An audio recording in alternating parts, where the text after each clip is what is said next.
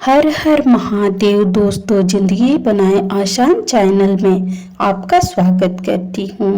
पौराणिक कथा के अनुसार माता सती ने हिमालय राज के घर माता पार्वती के रूप में पूर्व जन्म लिया। माता पार्वती ने बचपन से ही भगवान शिव को पति रूप में पाने की कामना कर ली।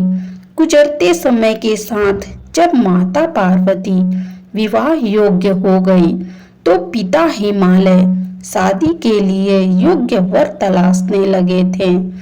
एक दिन नारद मुनि पर्वतराज हिमालय के पास गए और उनकी चिंता सुनकर उन्होंने योग्य वर के रूप में भगवान विष्णु का नाम सुझाया।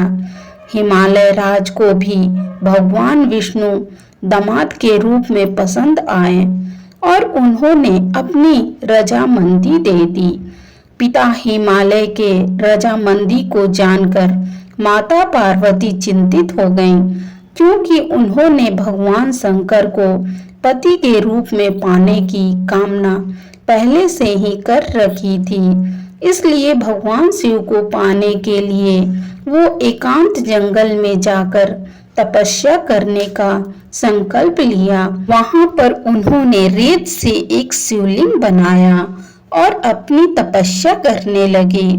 एकांत जंगल में माता पार्वती ने कठोर तपस्या की।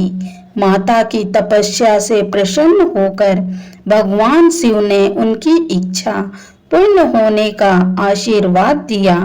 जब पर्वतराज हिमालय को बेटी पार्वती के मन की बात पता चली तो उन्होंने भगवान शिव से माता पार्वती के शादी के लिए तैयार हो गए, जिसके परिणाम स्वरूप माता पार्वती और भगवान शिव की शादी संपन्न हुई। तभी से इस दिन हरियाली तीज के रूप में मनाया जाता है। हरियाली तीज की एक और कथा प्रचलित है। भगवान शिव माता पार्वती को उनके पूर्व जन्म का स्मरण कराते हुए कहते हैं, हे पार्वती, तुमने मुझे पति के रूप में पाने के लिए हिमालय पर कठिन तप किया था। तुमने अन्न जल का त्याग कर सर्दी, गर्मी और बरसात जैसे सभी ऋतुओं का कष्ट सहा। यह देखकर तुम्हारे पिताजी पर्वतराज बहुत दुखी थे। एक दिन नारद मुनि तुम्हारे घर पधारे और उन्होंने तुम्हारे पिता से कहा, मैं विष्णु जी के भेजने पर आया हूँ।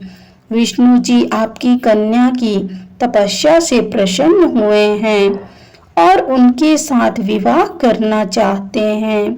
नारद मुनि की बात सुनकर पर्वतराज अत्यंत प्रसन्न हुए और उन्होंने नारद जी से कहा कि वे इस प्रस्ताव को स्वीकार करते हैं और अपनी पुत्री पार्वती का विवाह भगवान विष्णु के साथ कराने के लिए तैयार हो गए। यह सुनते ही नारद मुनि भगवान विष्णु के पास पहुँचे और उन्हें सूचित किया।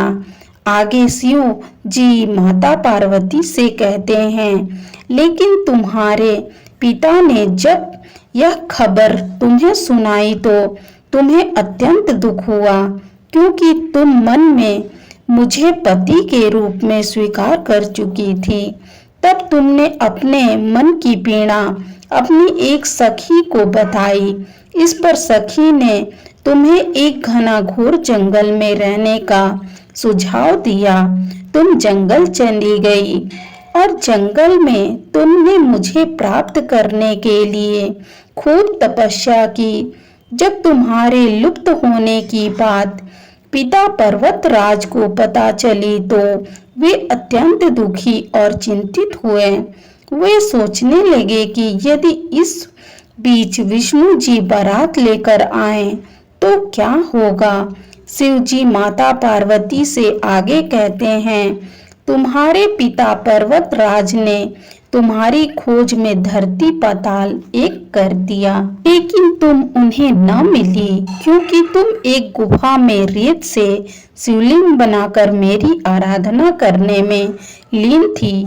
तब मैं तुम्हारी तपस्या से प्रसन्न हुआ और तुम्हारी मनोकामना पूर्ण करने के लिए तुम्हें वचन दिया। इस बीच तुम्हारे पिता भी ढूंढते हुए गुफा तक पहुंचे। तुमने अपने पिता को सारी बातें बताई। तुमने पिता को बताया कि तुमने अपना जीवन शिव को पति के रूप में प्राप्त करने के लिए तप में बिताया है और आज वह तपस्या सफल हो गई है। तुमने पिता से कहा कि मैं आपके साथ तभी चलूंगी जब आप मेरा विवाह शिव जी से कराएंगे। पर्वतराज मान गए और उन्होंने विधि विधान से शिव पार्वती का विवाह संपन्न कराया। शिव जी कहते हैं, हे पार्वती, तुमने तो कठोर तप किया है, उसके फल स्वरूप हमारा विवाह हुआ। इसलिए जो स्त्री इस व्रत को निष्ठा पूर्वक करती है उसे मैं मनवांछित फल देता हूँ। इस व्रत को करने वाली हर स्त्री को तुम जैसे अचल सुहाग की प्राप्ति हो। प्रेम से बोलिए शिव पार्वती मैया की जय।